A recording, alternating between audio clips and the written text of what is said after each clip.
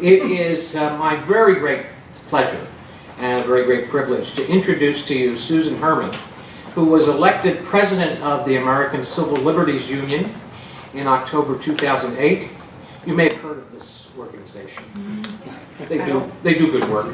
After having served as the ACLU National Board of Directors for 20 years, as a member of the Executive Committee for 16 years, General Counsel for 10 years. I think it's safe to say she knows a thing or two about the ACLU. At Brooklyn Law School, where she teaches, she holds a chair as Centennial Professor of Law. She teaches courses in constitutional law, criminal procedure, seminars in terrorism and civil liberties, and something called Law and Literature, which is the reason she is here with us today. She's affiliated with the Center for Law, Language, and Cognition, and she is the Edward V. Sparer Public Interest Law Fellowship Committee member. Ed Sparer taught me everything I know about income security. So quite a guy. So you can imagine what this background means when you start looking at law and literature.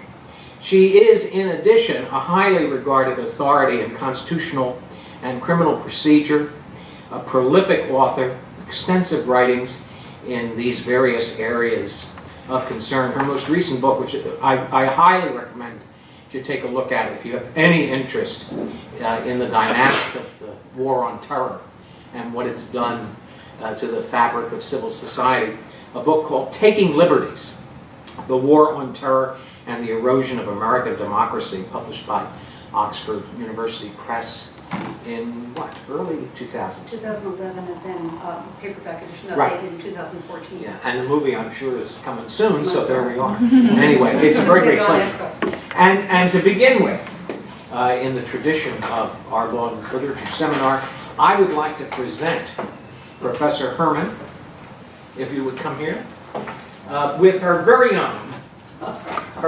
own, me and Tommy Moore, Very nice. Utopia500 t-shirt. Now we get the photo op here. There you Well, go. thank you so much. It's my pleasure, and wear it with our regards. My colleagues. There you go. Thank you very much. And now I will turn it over Okay. to Professor Herman. Thank you so much, Dr. Malloy. You may be able to hear that I'm not entirely done with the virus that left me with total laryngitis for 4 days last week, but I think I have enough voice for the next hour. I was telling Dr. Malloy that one reason why I accepted his kind invitation to come and think about Utopia in its 500th anniversary year here is that I had never read it. Had any of you ever read it before you read it? Okay, you did. Well, somehow I missed that, that class or whatever it was. So I was sort of curious to know what it said. And so having come to this, only very recently after having read a lot of other things, what I'm going to share with you is I didn't do a lot of secondary source research to start finding about the history and other things that I don't know, the theology and so forth. So what I want to share with you today are two different stories, two different storylines entirely that occurred to me in reading Utopia, both of which lead to, I think, a pretty big question where I would really like your help in thinking about what answers to these questions might be. Okay, so one thing, the question that is kind of the topic of my talk, the title, is constitutional utopianism. And it's not surprising, given that you've just heard about my background, that I look at something and I think about the Constitution. Right? One thing that we know about reading is that you bring your own subjective experience and values to what you read, and you see kind of what you're looking for. So one of the interesting things to me was to compare the utopian Constitution with our American Constitution, and to think something about this idea about idealism. Utopia, as you know, is generally taken to mean perfect or politically perfect. So what about the perfect? And what about the idea of including ideals about what's perfection in your governing document, a constitution, which then also has to be a very pragmatic document in addition. To me, the idea a constitution embodies the society's chosen ideals and then acts upon them by creating a governmental structure that's believed to be conducive to those ideals. So one of the things that I want to talk about, but not first, is how I think Utopia leads to some very interesting questions about the choice of ideals in that society and their constitution compared to our American Constitution.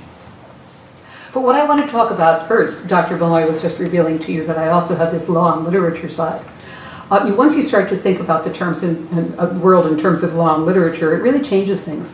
So, for example, the book that Dr. Malloy just described that I wrote about national security, what I did in that book was I told the stories of ordinary Americans who have been affected by the post-9/11 changes in law. The book has pictures of people in the middle, and it's not just Guantanamo, blah, blah, blah. It's about narrative and some of the things that I find very interesting to feature in law and literature. So one of my first reactions in reading Utopia was, in addition to looking at the substance of what's talked about in terms of what's an ideal society, what about this whole idea of an egalitarian society, is I became very interested in how Sir Thomas More was using his techniques as a writer of fiction and why he chose to write this as a fiction as opposed to a political tract. So ever since Utopia was written, I think readers have been debating three really big questions. One of which was, did Thomas More agree with this? If he has the narrator explain this whole society, well, is the narrator speaking for him? Is that him? Or is it just the narrator? The second question is, what do we think? Do we think that, in fact, what's being presented is an ideal society? And then I think also a third question is, even if that society is ideal, could you have it? Would it work in the real world? And those, I think, are the big three questions. So I want to start with the first one. To what extent do we think that this is Sir Thomas More speaking, as opposed to just his fictional narrator, Raphael Hythlodaeus? So I read the Penguin edition, and you probably know that Raphael Hythlodaeus, you know about the name? Okay, so how is the last name rendered in your Yale edition? Hythlodaeus. Okay, so in this edition, which is a very kind of modern translation by Paul Turner, very interesting contrast to the sort of classic translations, he renders the last name of Raphael Hythlodaeus as nonsenso, to kind of remind non-Greek readers that, in fact, that's the meaning of the word. So we know that the Hythlodaeus part is based on the idea of a peddler or dispenser of nonsense. But I think that last name kind of neutralizes the first name, Raphael, which is the connection first to, of course, Christianity, the Archangel Raphael. And I don't know if you know, in the notes that I read, there's a connection between the Archangel Raphael and the apocryphal book of Tobit. Do you know about this part? Okay, so in one of the apocryphal books, the Archangel Raphael leads Tobit's son Tobias on a journey that results in curing his blindness. Interesting? So it's not just a connection to Christianity. So I think More is telling us, on the one hand, he's writing this fiction and he's putting into the mouth of this fictional character a whole description of a society in great detail, Utopia. Kind of testimony. Raphael thinks that this is a very successful society. And then also some attempts at persuasion, where Raphael says, if you're not getting this, it's just that you haven't seen it and you have too many preconceived ideas. Did More want us to believe Raphael? Well, I think the name itself is a serious clue. And the name points us in two different directions. On the one hand, the first name, he's curing our political blindness. But on the other hand, the second name, it's all nonsense. Now, if I were to translate like Paul Turner, I don't think that I would render the last name as nonsenso. Because that way, I think it really unbalances things, because it reminds us, we obviously wouldn't have known what the Greek means. But that is very consequential, whereas the first name, Raphael, just sounds like a first name. So you don't have the sense of, here's somebody curing our blindness. So thing number one, why did More write this as a fiction? Well, I think he wanted the story here to come from Raphael Hythlodaeus, as opposed to from himself. So I think what More is achieving by writing this as a fiction is, first, I think he's using the fiction to imagine what a society might be like, what an egalitarian society would be like. And one of the reasons why I think he's trying to do that is he wants to know what he thinks about it. So he's trying to kind of think it through, what it would look like, so that he can make up his own mind. In this Paul Turner edition, there's an appendix where Turner has gone through and read everything else that More wrote, something that I myself did not do, that might tell us whether or not More actually believed in radical egalitarianism or whether he approved of the ideas of communism. And Mr. Turner concludes that there's really not enough basis to draw a conclusion about what More actually thought of this. Okay, so in the other writings, we're not sure. In the name of the narrator of the book, we're getting very clearly mixed signals about whether or not we should be believing this narrator or whether this is a good thing or not. And then there are a few other clues in the book that I think are also equally ambivalent. They don't really tell us which way to go in terms of did More believe this. So at the opening of the book, one thing that we find out is that More certainly did have concerns about economic inequality in 16th century Europe. But there's a general conversation among the characters in the book, one of whom is named More, who may or may not be actual Sir Thomas More. He may just be a sort of an avatar, right? A kind of a character with the same name. And they're having a conversation about some things that are unfair, including, is it fair to execute a poor person for becoming a thief? And then there's the business about the Enclosure Acts. Is it fair to fence off a whole lot of land so that sheep can graze there, if that means that various farmers and tenant farmers and peasants aren't going to be able to make a living? So right away we know that More is concerned enough about equality and has enough questions that he wants to write the book and that he's representing this conversation. Other than an occasional, there are just a couple of places where More, the character, jumps into the conversation and has anything to say. So at the very beginning, after Raphael first starts to describe this sort of communal society, More, the character, questions the precepts of communism. He says, oh, but if you did that, would people really have the incentive to work if everyone was just sharing all of the material goods? And so, it's a question. And then Raphael goes on to answer the question. He says, oh, you just think that because you have these preconceived notions. And if you had only seen the society, then you would know. So there's a question that's put into the mouth of More, but we don't know if it's actual Sir Thomas More's question. Maybe it was, maybe it wasn't. Maybe it's just a little way that he's distancing himself a bit from Raphael, asking a question, just so that the reader doesn't too readily assume that Raphael is speaking for More and describing what More thinks would be ideal. One of the few other places where there is an interjection by More is all the way at the end.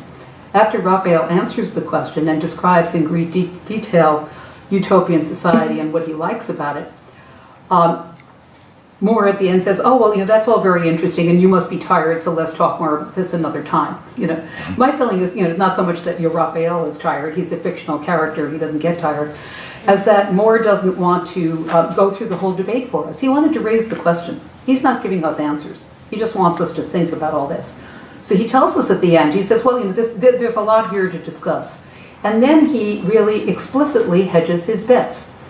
In the translation that I have, More says, on the one hand, I cannot agree with everything he has said.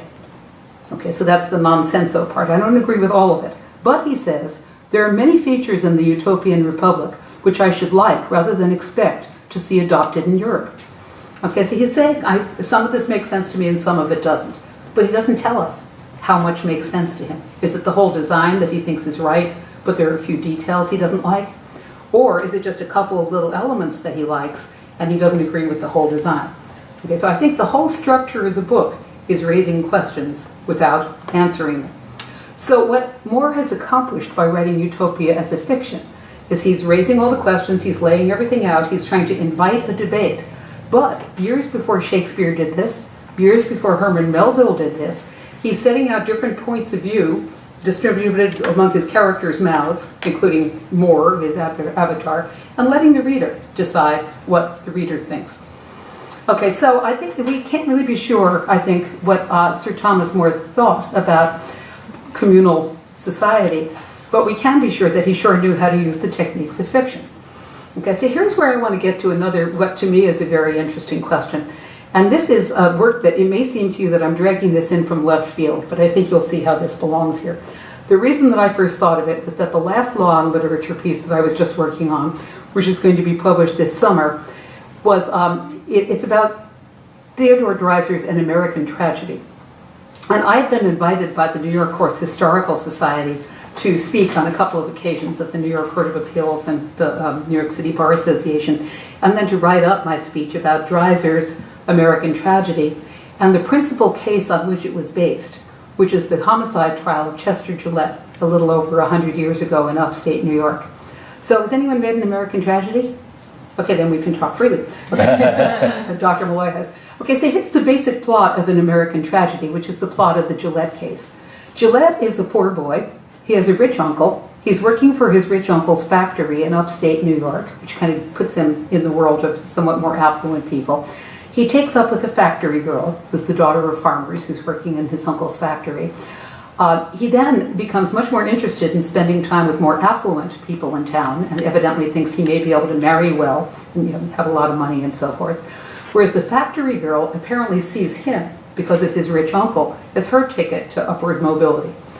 So he's seeing the factory girl and becomes more interested in the idea of traveling in a different circle, but then, plot spoiler, the poor girl becomes pregnant. Okay, at this point she starts writing him letters, pressuring him to marry her and do the right thing. Okay, he's very troubled by this. One subplot here, a very interesting subplot, is about the unavailability of abortion in upstate New York over 100 years ago. Okay, so that's a whole other story. In any event, where the Chester Gillette story ends up is in a rowboat out on a lake. And the young woman in question, Grace Brown, her name was in real life, is in the rowboat with Chester Gillette. She believes that they've gone on their wedding trip, but at the end of the boat trip, she is drowned at the bottom of the lake. And nobody knows really exactly what happened. Did Chester Gillette kill her? He certainly had the motive. He had the opportunity, and there was some evidence of advanced planning. Did she commit suicide? Was it an accident? We don't really know. So when you think about, this is a story that Dreiser found very interesting. So he takes it as his model for an American tragedy. And most of the elements of the story he uses exactly that way. The poor girl, he uses Grace Brown's letters word for word in the book. He couldn't improve on them. He tells us about the rowboat and etc. And just the whole story is exactly on track. However, Dreiser, in An American Tragedy, also spends a few hundred pages before the story begins, right, before laying the context, telling us about the early life of his Chester Gillette figure, similarly initialed Clyde Griffiths, how he grew up as a poor boy and he always wanted the nice motor cars and his parents were very religious, and the whole sort of backstory of what it's like to be an outsider in American society and wish that you were traveling with the more affluent crowd. Okay, so clearly one thing that Dreiser is trying to do is to build up a little more sympathy for his criminal defendant than the jury would have felt for Chester Gillette. One reason for that, I see that there's a program on Miranda tonight after 50 years. Chester Gillette was like the poster boy for why you need Miranda. As soon as the police accused him of it, he just started to lie. He lied in all different directions. Oh, she jumped out of the boat, she committed suicide, I wasn't there, I didn't do this, I didn't have... And they keep finding out that he was lying. And it was clear that he was just in a panic. He just wanted to say whatever he could that he thought would make the police leave him alone. So Chester Gillette actually testified at trial, but nobody was at all sure that he was telling the truth, and the jury had no trouble convicting him. Partially the jury are mostly local farmers who are a lot more like Grace Brown's relatives, and they kind of see Chester Gillette as the rich interloper because of his uncle, and he ends up convicted of homicide. The case was a real cause célèbre. And the people outside the trial were hawking the letters of Grace Brown to make some money. Just many bizarre. It's a fascinating book, and the story itself is also really quite fascinating. But there was a song written after the trial that the effect of the song was, "Did he do it? Only God and Gillette know for sure." So when you think about how you judge justice in this kind of case, think about the typical homicide case. Who knows what happens if somebody kills somebody else? The person who may have done the killing knows. However, under our Constitution, they have a Fifth Amendment right not to testify, so they don't have to tell us anything. And if they do testify, they actually have a pretty strong incentive for telling us that they're innocent, regardless of whether they are or not. So that's not a real reliable way to get at the truth of what's happened. Who else knows what's happened? The deceased. That doesn't do a lot of good. So in the most important trials, in homicide trials, you end up in a situation where the jury has to decide a critical decision. Is somebody going to be executed? On the basis of the least reliable forms of evidence. People who were not in the rowboat, couldn't see what happened there, and didn't know what was happening inside Chester Gillette's mind. You've all studied criminal law, so you know that criminal law makes culpability depend on intent and things that are happening within the actual defendant's mind.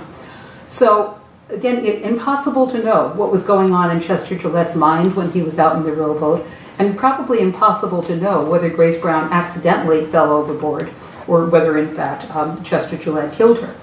So, in the real-life trial, this was very troubling to many people because people were just not sure. They weren't sure whether it was a fair trial. They weren't sure whether Gillette had done this or whether he just kind of hanged himself by lying so much and alienating the jury. So here's how Dreiser uses the techniques of fiction. two different ways. Way number one, he changes some of the facts about the underlying case, even though he's using mostly the same template. He changes a couple of facts in a way that's going to make the reader more sympathetic to the idea that the Chester Gillette character actually might not have been guilty.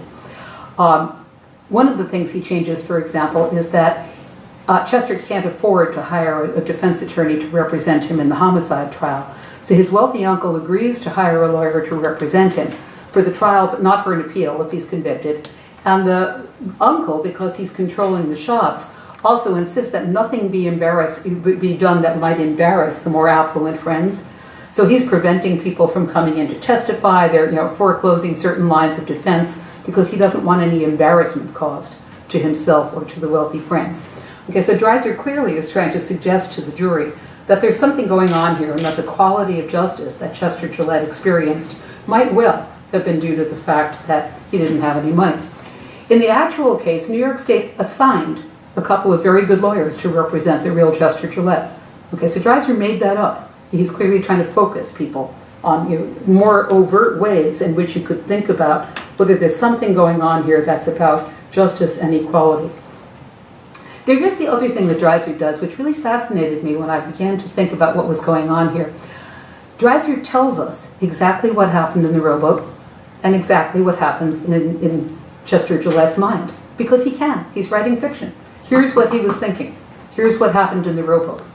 Now, Dreiser is subtle enough that he doesn't make it simple in terms of culpability. But when I thought about it, what I thought was just fascinating was that there is truth in fiction in a way that there is not in a courtroom. Get it?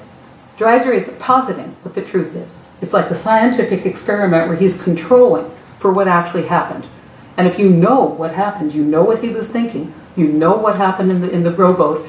In this account, Grace saw that Chester was kind of looking funny. He looked strange, and she stood up to try to go to him, and the boat ends up rocking, and she falls out, and it is an accident, and she's drowning, and he doesn't save her, but he's not actually legally culpable for not saving her.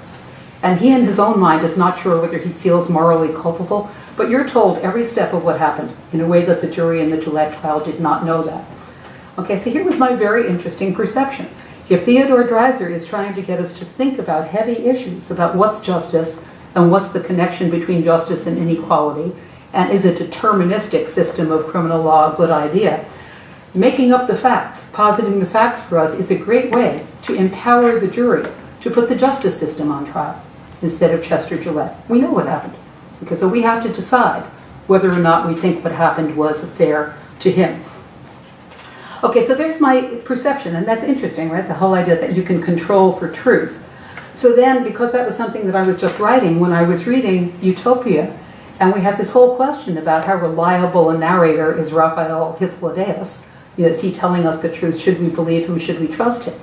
I was thinking about, well, how would I apply my observation about an American tragedy to this story? And what was fascinating to me is that it doesn't seem to apply. And I can't quite figure out why. Okay, so what is Raphael doing with us? He's telling us three things, right? First, he's saying, here's my description of this society that I visited. It was like this, it was like that. Okay, well, one thing, because this is a traveler's tale that Moore might want us to be suspecting, is that travelers tell tall tales. Maybe he's making the whole thing up. Maybe he didn't go there at all. Maybe he never saw a society like that. Okay, Odysseus, tall tales, your wedding guest and the ancient mariner. There are a lot of travelers tell tall tales. You can't trust them. I think that for Moore's purposes, if Moore wants us to think about whether the society that he's imagining in Utopia is in fact an ideal society, it doesn't matter if it's real or not. You can think about it whether it's real or whether it's fictional. Moore's whole point in writing this was that he wrote something that was in fact fictional. So, in some way, it doesn't matter if Raphael made it up. Okay, so what if, the next step, what if this is in fact a real society? Raphael is the person who is telling us that this society worked out great, that everybody was happy, it was the only republic truly worthy of its name, that there was plenty of wealth to go around if all the shenanigans, stopped of, distribution, and if you got rid of greed, you'd get rid of crime, because there would be no reason for people to steal, etc. So Raphael is really vouching for the society. And finally, sort of trying to persuade us that if we could just liberate our minds, if we could cure our political blindness, and really open our minds enough and not be so accustomed to the way we do things, we too might be able to recognize that, in fact, what he observed in Utopia is an ideal society, and we should really think about it. Raphael early on says something about, I'm just describing this, I'm not defending it. But that really turns out not to be true, doesn't it? He really does defend it. There's hardly any custom in Utopia where he just says, well, I don't know about that. So he has a couple of reservations, but for the most part, he's telling us this is great. Okay, so here's my question to you. So why doesn't it work if Sir Thomas More in Utopia is positing that truth, right? Raphael is telling us, I saw this society, people didn't have, they all had equal access to money, they all had equal labor, and it worked great, and people were so happy, and it was a very successful society. Okay, that doesn't help, right? We don't trust him. We're not going to let him make that judgment for us. So positing the truth in Utopia doesn't really advance the ball in terms of whether we're going to agree that this is the ideal society. Why in the world would we trust Raphael Hathaway, who has this funny last name anyway, to make that decision for us? Okay, so that's my meta-level question to you if you find this interesting. At the meta level, can we generalize about the nature and utility of truth in literature? Why is he able to do something that, in fact, I think doesn't really work in More? All More is succeeding in doing here is raising questions. He's not really giving us answers. I think he's not even really giving us enough basis to develop our own answers. There are a lot of things, like More at the end, that we would want to know. Okay, so that's the meta question. So now let me get to the constitutional utopianism question. So this is question number 2, not did More believe it, but regardless of whether More believed it or didn't know what he thought, is this in fact an ideal society? Well, in terms of my definition at the beginning, what the utopian constitution is doing is prioritizing equality. It's saying this is our main value, and we believe, our ideal, is that if we have a society in which all of goods are equalized and nobody is in want of anything, and if we set up society in this way, we will achieve our ideal of having an equitable society. Utopia is sometimes these days just meant to be someplace that's perfect, but that's not really what More is talking about here. It's not like the weather is good and it's Shangri-La and everyone's immortal and they're always margaritas. This is about kind of political perfection.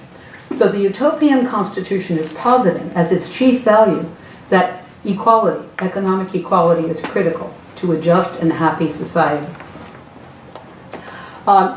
I can't resist reading to you a little bit from the Paul Turner translation because, tell me who this sounds like to you, where Raphael is describing why he thinks Utopia is so much better than any of the systems he sees in Europe. He says, when I consider any social system that prevails in the modern world, I can't, so help me God, see it as anything but a conspiracy of the rich to advance their own interests under the pretext of organizing society.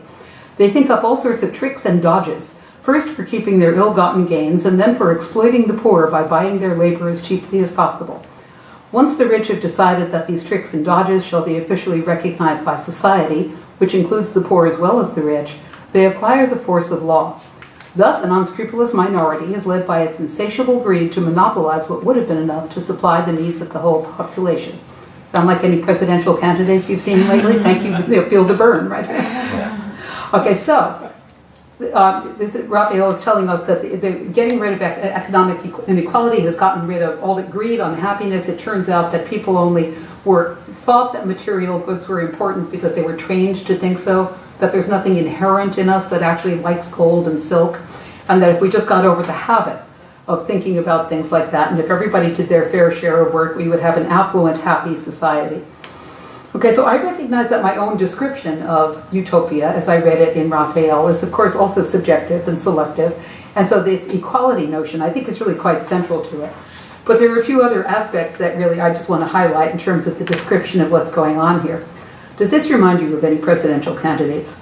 Utopians believe that it would be ridiculous to worship rich men. In Raphael's account in this translation, other nations believe that the rich are superior only because of an idiotic conspiracy inducing them to inspire things which are not really inherently pleasurable. Okay? Why should we be worshiping rich men? Okay, so in addition to not having economic classes in Utopia, Utopia is also designed to try to avoid creating other kinds of elite classes. And I'm sure you noticed that one elite class that More eliminated were the lawyers, right? Okay, he tells us we don't need lawyers in Utopia. Why don't you need lawyers? Well, he says one of the great complaints that they have against other countries is that they never seem to have enough laws. Their legal codes are ridiculous. They're too long for anyone to understand. And why in the world should people be governed by laws that are so complicated that they can't even understand them? Because the laws are simple in Utopia, the legal system is freed of the sort of lies that one learns from lawyers. So what do lawyers do? They make themselves work by making all these laws, and then they also lie to us.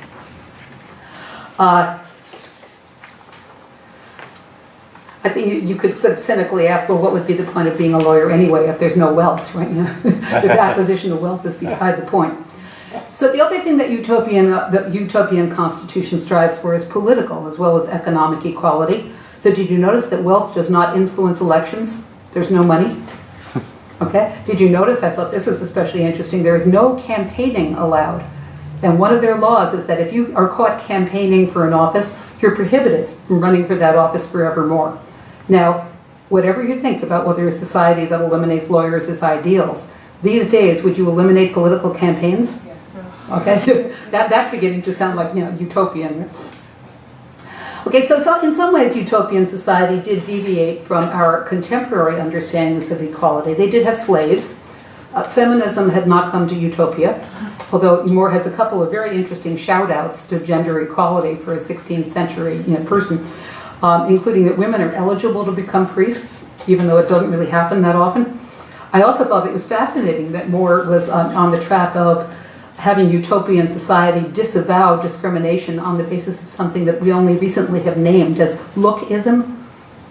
He talks about, you shouldn't be respecting people because they're attractive, what's the point? And I especially like the part about, in no circumstances can a man divorce his wife simply because through no fault of her own she has deteriorated physically. Okay, so, equal. Yeah, and sort of all the conditions of equality. So we're also told some things about liberty in Utopia. And what is perfectly clear is that liberty in Utopia is not a priority. In Utopia, can you choose the time that you eat or your bedtime or anything else? No, it's all regulated. It's like a monastery. It's like summer camp. Right? Everybody eats dinner at the same time. You're told what town you have to live in. You're told all sorts of things about your family structure. And one thing I thought was interesting about how the law is created in Utopia was that criminal law was not used very much. Most punishment was left to the family, which is a kind of a subdivision of the government. But the only place where they do use the laws is to reinforce the structures of the family. Premarital sex was, that was really big. You got punished really bad for that. It reminded me of colonial America, where the chief point of criminal law was to enforce not having sex outside of marriage. So I thought that was kind of interesting. So you don't have any liberty to decide where you're going to go. You need a passport. You can't be found in some other city. You might be just transferred to another town. There is some freedom of religion, and I thought this was kind of fascinating, right? Because Utopus, the founder, was said to have gotten to conquer Utopia because of all the religious factions that were at war with one another. So he decided that you might as well have religious freedom. And do you remember this part? He says, well, I figure that if there is one true religion, it'll out. And it turns out, what do you know, it did. So Raphael tells us that when foreigners start coming to Utopia and telling them about Jesus Christ, everyone converts. Of course, not everyone, but there's a big move because of course Christianity is the true religion. Okay, so we have a society that very clearly has chosen its values, subordinating liberty to equality, and has made a number of choices about how to structure society, which are believed to be conducive to creating this radical equality that, according to Raphael, will leave everybody happy. Okay, so let's compare this to the United States Constitution.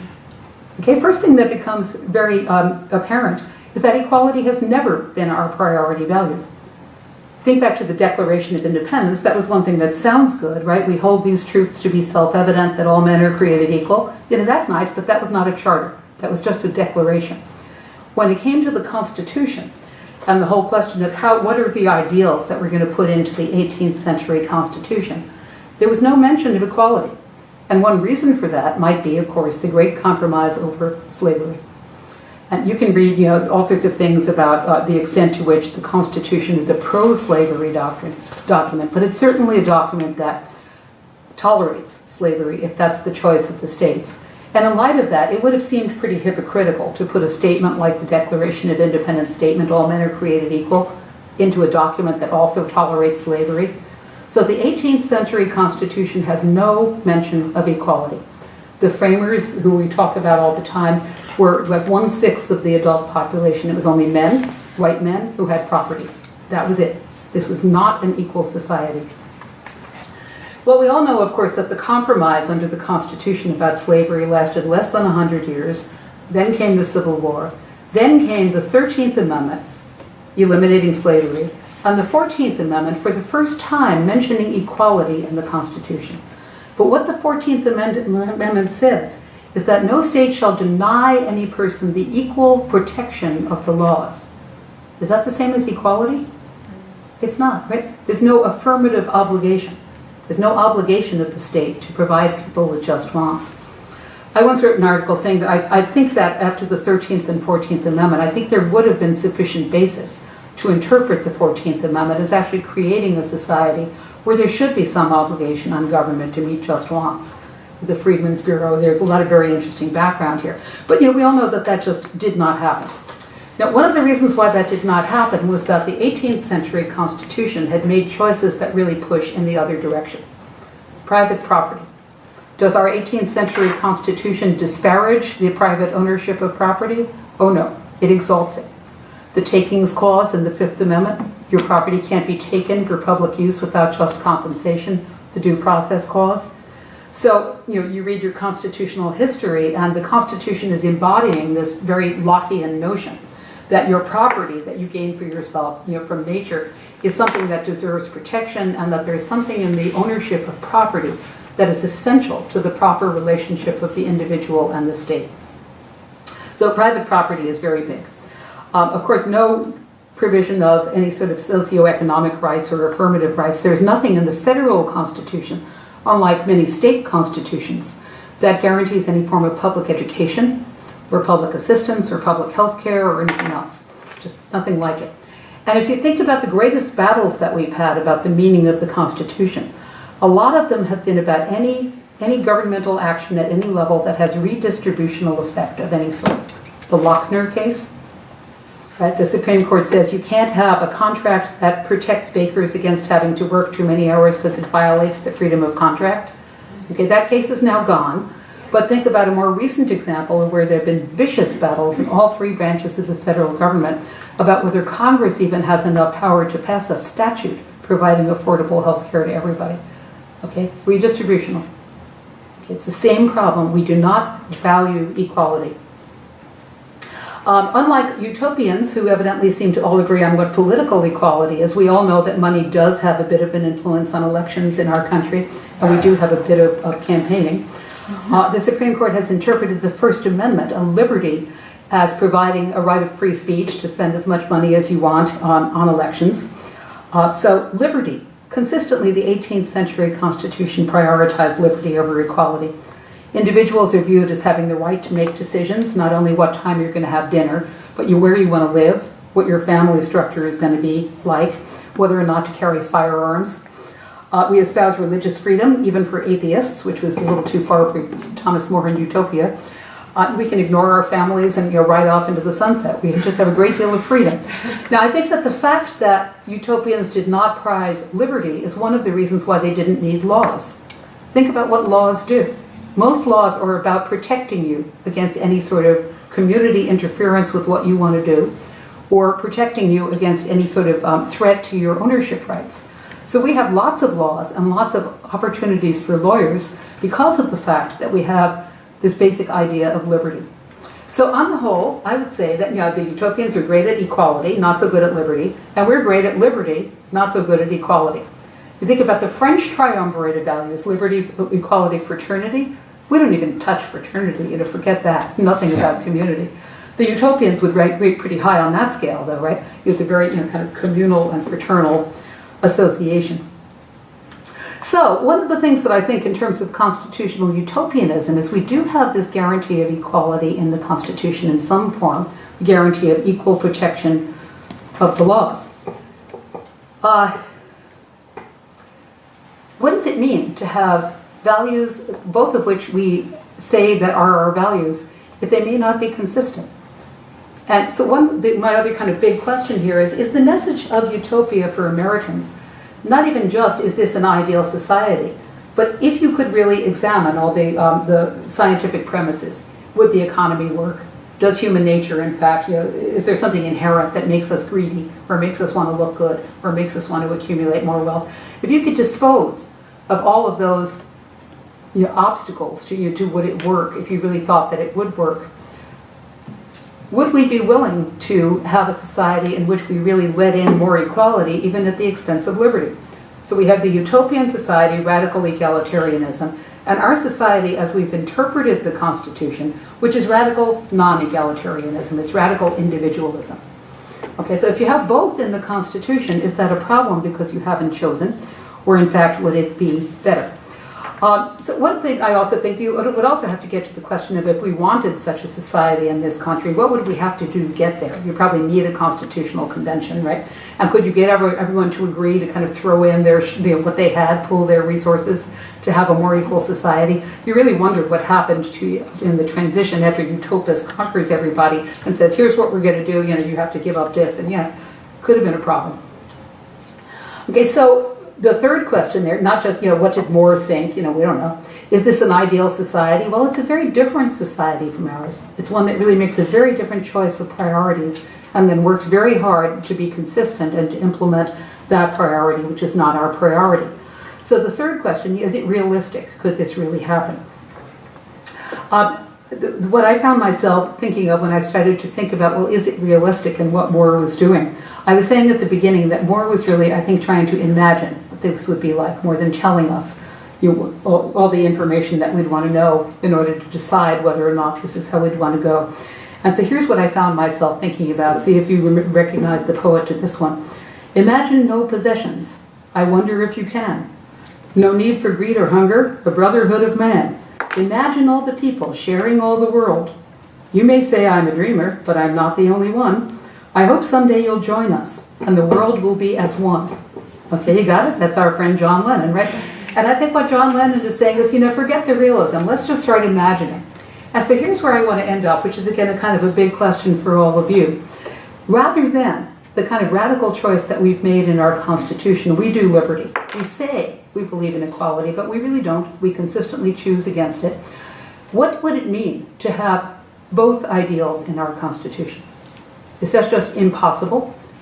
And I think if your mind runs up against a brick wall of how would you have a society that was freer than utopia, but more equal than our own, if you can't imagine that, maybe the answer, John Lennon's answer right now is, so what? Do we want both ideals to really be in the Constitution? Is that what a Constitution is? Is it essentially a pragmatic document that's making choices that are realistic and then trying to implement those choices? Or is it an idealistic document that is creating for us the opportunities to imagine?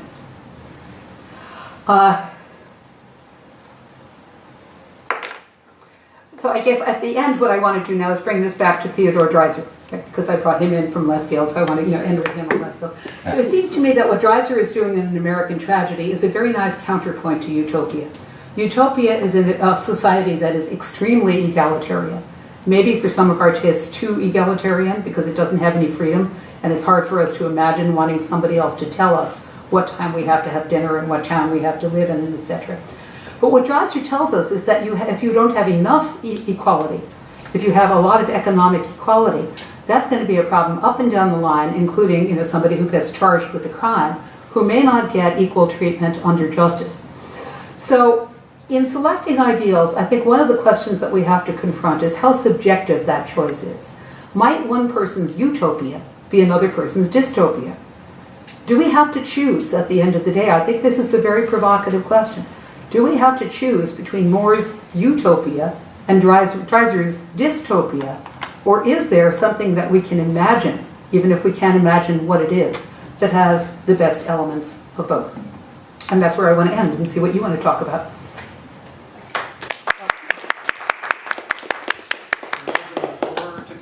Questions? Comments? Go ahead. Tell me your name. Hassan. Hi. Hi.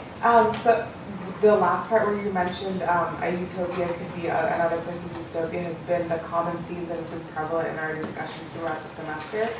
So what do you think? Do you think that's just a subjective question, or do you think people could agree? I don't think people can agree, which is really evident in the presidential election so far, because there is a person who wants to bring equality, but then people are like, well, we don't want to be equal because we want to keep our. We want to keep ours, right? Right. And then, so in regards to whether or not a constitutional document should be something practical versus ideal, I think if they make it ideal, it'll leave room for improvements because consistency hasn't always been our forte in American history. And so I think when the forefathers did our Constitution, they thought it was good. Like they thought it was the best document it was during their time. And then, then we realized that, people shouldn't be counted as 3/5 of a person.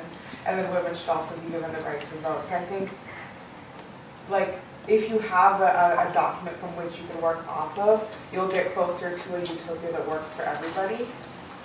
Up to a point, I should say, it doesn't work for everybody all the time.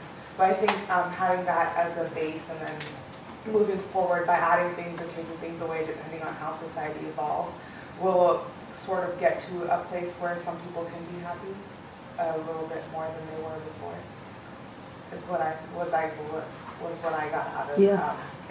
I think that's a really interesting comment. I don't know if you've ever heard Thurgood Marshall referring to the Constitution's treatment of slavery as kind of original sin in the Constitution. And what you're saying about what they thought, there were a lot of very different theys going into the Constitution, right? And the 3/5 clause is, whatever number of people who thought it should be a whole person and whatever number of people who thought it wasn't a person at all. So we sort of started out with different views. So what do you think? Is there anything in Utopia that you find tempting? Like if you could talk to the evolutionary biologists and anthropologists and all, and if you believed Raphael Haffliday that people were really happy, would you be tempted? I'd be tempted, but I don't believe it. I mean, this experiments in when you get too many people, this communism doesn't seem to work. Like it works on kibbutzes, but it doesn't work in any kind of political experiment like any nation. I just think, I talked about this before, like the jelly bean game. Like the more people you play the jelly bean game, if you know what that is. No. So you get a jar of jelly beans, and you say basically like whoever gets the closest to guessing how many jelly beans are in here, you get all the jelly beans. Or if there's a tie, we're going to split the jelly beans. But if all your combined guesses are more than the jelly beans that are in here, you're all going to get nothing. So everybody agrees that, we all get jelly beans, we all guess one. And there could be more than 20 jelly beans in there, so we'll all guess one, right? And we can split the jelly beans. But there's always someone who goes, I'll guess one. But then they guess 10. Because then they're close to the actual number and they get the jelly beans. And as the number of people in the class grows, it's more and more likely it's going to happen. So I just don't think... Is there an answer to that? What the Utopia tries to do is they try to break it down. There are all these subdivisions, the towns, the families, and so forth. What do you think? Is it not possible? Not realistic? I think we'll end up in 1984 if we try it. I think we were talking about it last week. We were talking about how Utopia, if you try to kind of control so much that it kind of just blows up in your face and ends up in this really scary place. And I think we were talking about how we've read a bunch of different books, and 1984 seems to be the most, we all kind of talk about, it seems to be the most scary because it's the most real version of dystopia. So I think that if we tried it, I feel like it would end up blowing up in our face and we'd end up in 1984. So if you had the choice, would you rather live in Utopia or what was it called? Oceania, the 1984 world? Utopia. Definitely Utopia. I think we're consensus-wise saying 1984 is the worst place ever. I don't think any of us want to live there. I think the best place was Brave New World. I think we decided. Right? Oh, you're just going for the drugs. Yeah, it's just the drugs. But that's what people go for. Right? But I do think in each of the books we've read, there's bits and pieces that could work. I don't know if they would work all together, but there's little bits and pieces where you're like, that's not the worst idea ever. Like, it would be kind of nice to have that actually, but when you really put it into practice, kind of like Connor said, it just doesn't work. There's always that one person who screws it for the group. So. Yeah. Well, first, I wish I'd gotten as much out of the book the first time I read it as you appear to have. So. I felt like you were all going to say to me, okay, so you noticed the wheel? No, I'm very impressed. And I think where you ended up was a question we've raised many times in class, and as Anna said, Brave New World was the closest counterpoint, because when Kayla and I presented it, the question was, what's really bad about this? I mean, people are happy with what they do, you get all the drugs you want, you get your clothes picked for you in the morning, you don't have to choose the style. But there are a lot of things that you could conceive of as being favorable, and enjoyable, but there was a very terrifying component, which is you had no choice. You had nothing really that you could do to create the individualism you referred to at the end. And Utopia was the same thing. Everybody's an individual just like everybody else. And so There were little bits of individualism. You remember the business about children having careers? And the rule is you tend to do the same career that your parents do, but if there's really something you like better, we'll figure that out. So you get little bits of individualism. But going back to what Patrick, I think choice is really important just to human psychology, because that's a huge marketing scheme, is where you give people choice, even though it's not really choice, because people like being able to think they decided even when they didn't, You gotta get people to at least the illusion that they're choosing, even if they're not. And I think that's what government does a lot of times, they give you the illusion of choice, even though you don't have a choice, because people like that. Interesting. So are you open to Raphael's point that you feel like that's what human psychology is because it's what you're accustomed to? That maybe that's what we've been trained to believe? If nobody had ever told you that a jewel was beautiful? That's what I was sitting here thinking. Like, I feel like I'm sitting here thinking, obviously I prefer our Constitution that, puts liberty over equality to Utopia's Constitution, but wait, do I only prefer that because that's what I know? Like, Yeah, it's a hard question, isn't it? I'm thinking, I'm just having trouble, I guess, I'm questioning kind of what we've been told about equality being that everyone needs to be the same, rather than everyone needs to be treated the same. Like, you can be different, but you can be treated the same way because you're all at one level, you're human. And so I feel like we've been conditioned to, like you were saying earlier, can we have equality and liberty in the same document? And I think that question comes from the fact that we're told equality means that you are the same, rather than you are treated the same. But what about equal protection of the laws? That to me says we're going to treat everybody the same. The state should treat everybody the same. But I feel it doesn't like say you are the same. I feel like we're trying to fit everyone into a box to make them equally treated, rather than just treating them equally. So I feel like I don't know why. I'm just having a problem with the word equality, and everyone's equating, or at least in my view, is everyone's equating equality with being the same, and if you're not the same, you can't be treated equally, and that's not necessarily, like, you can't have, like, we're talking about taking away choice. I don't think you have to take away choice in order for there to be equality. So, I don't know, I'm just having an issue with it myself, I guess. So at the end, so when Moore tells us at the end that you'd have to talk a lot more about this, I think there's room for a lot of information here. One is the psychologists, okay? Could we get real experiments going? Obviously it would be hard to find people who are totally free of our culture. But to get experiments going, is that really human nature? Is Raphael's account of human nature that people are only greedy because they're taught to be greedy? Are people not naturally greedy? They're the evolutionary biologists, they're the philosophers, they're the anthropologists, they're the sociologists, the economists. Is Raphael right that if everybody works 6 hours a day, there's plenty of wealth because there's so much waste and inefficiency in capitalism? So if you could talk to a bunch of those people, might you be tempted? I mean, it sounds like for you, it's the psychology. If you really had good psychological studies showing, well, you only think that because that's what you're accustomed to. Yeah. If you control how people think, you can control everything. If you control how people think, and that's like, Brave New World, right? Yeah. I think that's one of the scary gray areas, though, is when you start controlling what people think. And I think the ability to constantly question is what gives us the liberty and freedom that makes us human. Because if there's something that you're talking about in the beginning part of your speech regarding questions and how Moore was opening it up for people to start asking questions and having that discussion, but I think our Constitution does the same thing. Like, it was so soon after its creation that Marbury Madison starts questioning the court authority and the judicial branch's power from that Constitution, and then you just see this rise of cases that are constantly questioning interpretations of this document that was supposed to be this ideal document and provide like a level of, maybe not equality, but level of some sort of liberty. And I think the ability to question that document itself and to constantly ask questions rather than controlling what people think is what distinguishes what we live in and then what utopians live in. And Utopia, yeah. Well, I think a lot of the comments, they're not so much going to a change of kind as much a change of degree. With the tragedy of the commons, the jelly beans thing, the U.S. regulates that as well. We have taxes and other things to prevent people from stealing from other people. So obviously, and with choices as well, I can't choose to steal from someone and do that. So it's really just deciding how much we want to regulate it. But what would Bernie Sanders say? Can some people cheat other people? Okay, 'cause I think a lot of it is just what your assumptions are about the underlying law. I think the real hard question here is, is there a happy medium between the utopian, radical, egalitarian lack of freedom and the American, as an American tragedy, totally free but not equal? And what I'm saying is, I think it's hard to imagine, and maybe that's not the reason to conclude that there isn't one, but can you imagine that? I think we're slowly moving towards equality as it becomes a accepted idea. In what way? Well, I mean, we have Bernie Sanders running, and he was doing quite well. And so, So you think that's greater acceptance of ideas of equality?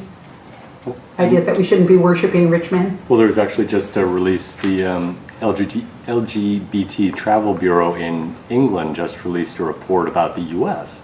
actually providing warnings to LGBT travelers, not about the U.S. as a whole, but rather to avoid certain states, specifically Mississippi and North Carolina, because those states have gone out of their way to try and create a different class of person within those states. But they're like, well, the West and the Northeast, fine, have a good time. So the U.S. is moving towards that degree of equality in different ways. Well, I think the area that you're mentioning, I mean, if anybody had told me 20 years ago that at this point LGBT work would be the happy, feel-good part of the ACLU's docket, I would not have believed it. But in fact, Obergefell is a big win. We, in fact, have made a lot of progress toward equality in that one area. But the economic equality is, what we're talking a lot about. Is there a cure for that if everyone is free? Is it a choice? Or can we really, or do we want to say these are both our ideals? Well, economically at least, I don't think that, like Connor said, I don't think anyone's ever going to want to be equal, because those who are on top are never going to want to Give away their money. give anything away and be any less than they That's are. a problem, is how do you get there? Maybe we need a conqueror like Utopias to say, okay, Right. you're not deciding. And I think that does come down to human nature. And I think, I'm going to be a lawyer, so maybe I'm cynical, but I think that people are naturally kind of selfish. And I just think that, for the most part, there's always going to be someone who wants to have more money and wants, and So your jelly bean I think the hypothetical. theory is, Trump is a good example, I don't think. And that's much psychology. I just think it'd be hard, even if you tried to change how humans see it. It's like if you look at primate groups, there's always like a male leader, and he gets all the women and all the resources, and there's like the monkeys that die. So I just feel like it's just like how it works. That's just an animal thing. That's just how it is scientifically. Back to the evolutionary biologist. I was just going to say, if greed is so ingrained in human nature, then what better a device to remedy that than government regulation? Government regulation like even everybody out? To some extent. Tough question. So I think we only have like 1 minute. So was anybody interested in my meta question? The whole, the idea of positing truth in literature? Why does it just not matter to us that Raphael is vouching for how great the society is? Where in my Dreiser example, it mattered that Dreiser was saying, here's what's happening in Gillette's head. Well, there was a recent documentary that came out on Netflix, How to Make a Murder or something like that, and it went through the story of this one person, and it was a documentary that went through how he was wrongfully convicted for a rape, spent about 18 years in jail, was released, and then was accused of a murder. And the documentary focuses more on the murder, but it lays out, it gives you clips of the court hearings where the DA was arguing, the defense attorneys were arguing, and you get a one-on-one with the defense attorneys and one-on-one with the family, and you're able to build this picture, and you're able to build this story, and so many people saw it that a petition went out to release this man who was convicted, or at least the story was laid out in a way that it actually demonstrated there should have been reasonable doubt, and he shouldn't have been convicted because reasonable doubt should have existed with the story that we were just told. And nonetheless, the jury that convicted him, I think, did it, is it unanimously? To convict, you have to get all the jurors to vote that you're guilty. And so it was interesting that, the story the jurors saw versus the story we saw in this documentary, made us more sympathetic towards, there was reasonable doubt here. Like, you don't have to believe him, Right. you were able to see that reasonable doubt was here, and the jury shouldn't have been able to. Right. And I think a lot of that is about context. I once read a great piece, if you're interested in this, it's called Doubt, and it's by William Finnegan. William Finnegan was a staff writer for the New Yorker, and he was on a jury, and he saw a whole case from the perspective of a jury. And then he was sort of interested to know whether he had gotten the whole story, so he went out as a reporter and interviewed all the people who had been the witnesses and so forth, and came up with an entirely different account of what had happened and the whole context and all, which I think is kind of what you're saying. So some of that is the kind of the restrictive nature of a courtroom. You wanted to comment? I was going to say that to your meta question, I think that to be able to invent a story, you have to fictionalize it to a degree. So there are facts, as you said, that everybody who's involved knows, but we will never know that. So to be able to start inventing a story that's more compelling, as Moore did, you have to create fictional characters or a fictional environment, sometimes both, and then be able to effectively use it to present the questions, if you will. And I think that's the meta approach that Moore took. To present the question. Correct. And Moore is presenting the question, and the fact that he has a character who's positing that it worked great doesn't help. You went? Oh, I was just going to say that the interpretation of what utopia means is still based on the context that we grew up in. And so we can, because the story you were saying about the other person is the guy who said that this is exactly what he thought, but the circumstances and stuff that we're familiar with, like the trials and stuff like that. Right. But then utopia is such a foreign concept to us because we place emphasis on independence, we place emphasis on being your own person, and then we're just loud and outspoken, and that's just the type of society that we grew up in. And so when we put that context into how we read utopia, we really don't care what Raphael has to say because it just sounds so weird to us. And he keeps talking back to us. Yeah. He keeps saying the only reason you're not opening your mind to this is that you've been so conditioned to think that this just isn't how he says, you're not familiar with this. That's why you just can't see it. And that didn't work. Which is a lot of truth. Yeah, which is a lot of truth because I'm not familiar with it. So when I read it, I was like, this isn't anywhere close to perfect. There's so many things wrong. We have slaves, like there's so many things wrong. That, it is just based on the history that we grew up in and how America has had to deal with that and how we've come so far. Yeah. So I think maybe where we end up is where Moore ends up at the end to say, well, I don't agree with all of this, but some of it. Okay, what parts would you like, maybe a good last question, what parts would you like to see in America? What are the things that Moore could have identified at the end of the book to say, that's what I wanted you to have happen in European society? Here's the good part. How about no political campaigns? That's right. Sorry, just like that in here. I like the freedom of religion he had, where everything else is tightly regulated, but like freedom of religion was like, you know what, you can do your own thing. We're not really gonna tell you exactly when to pray or who to pray to and things like that. So I like that and how there was. So that's good, but that's not different from our freedom of religion. Or do you think it is? I mean, just in terms of what the recent presidential candidates have said about certain religions has gotten it, but also how there didn't seem to be a tie with religion into how the society worked, and how there's been some sort of a pull in some communities about involving religion into how the laws should be in today's society. I liked how there was a separation of that. They're like, this is how society's going to work anyway. You can do your own thing. I actually thought what I sort of got out of this was that even though Moore was incredibly open-minded for a person of the 16th century, imagining what it would be like to not have property, all these different things, even imagining maybe women could be eligible to be priests and all this, but he doesn't have a lot of imagination when it comes to the priest class. That's his one elite class. And he doesn't have a lot of imagination when it comes to, is Christianity in fact the correct religion? Maybe he'll give people some space to find it out for themselves, but he doesn't think there's really more than one. So, there's kind of some special pleading here. I also, did anybody read Wolf Hall, the Hilary Mantel books? I also wondered, looking at some of this when I saw the antipathy to the lawyers and all, I wondered whether he was talking to Thomas Cromwell. Any other comments? What would you like to see from Utopia that would actually be modifying our individualistic, non-egalitarian society? Wealth redistribution. I mean, really, when you have a country in which the Walton family has, I think I read they have as much money as the bottom 40% of the entire country right now, just one family. And that's an indicator that our society is more similar to European sovereignty than maybe we are comfortable thinking about. Taking care of people's basic needs. Taking care of That people's was basic something- needs, I mean, yeah. everyone was housed, everyone was fed, everyone was clothed. I mean, everyone was put to work in some fashion. I mean, I don't agree with the slaves, but I mean, they were at least contributing to society in some way. The Walton family could pay for that. But and there were health, like people were taken care of when they were sick.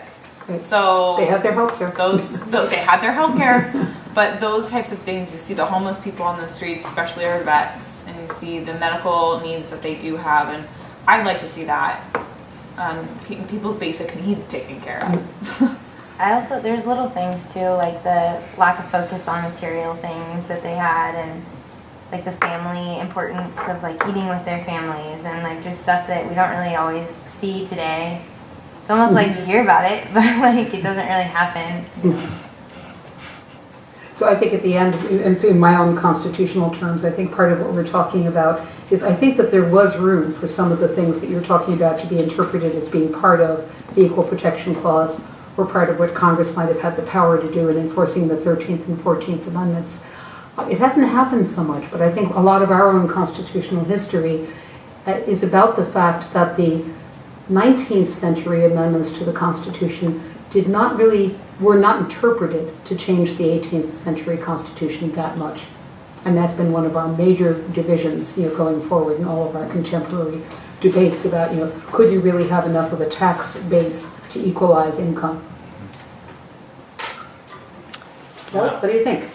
Well, that about it for I time? think much of what has been said here is very interesting, and I certainly agree with it. Some of it I don't agree with. But you're not going to tell us which is which, okay? I think I will over dinner. Excellent. Well, we'll look forward to that. All right. Well, thank you all for an Thank you. interesting conversation. Thank you for sharing these insights with us. This was very, very fascinating. Cool, thank you. The big difference, your fictive thing about Dreiser About the metafiction, and Utopia, because I do think Moore is a postmodernist, and he is playing with the fictive. Thank you. But the difference may be that inherently, we don't think the utopia scheme that he lays out is realistic enough to make the fictive do the trick. Whereas what's happening in Dreiser is understandable. Plausible, yeah. It's, well, plausible, yeah, it might be. That it relates to our basic notions about human nature. So when he says, hold for these pieces of truth, what's the rest of it look like?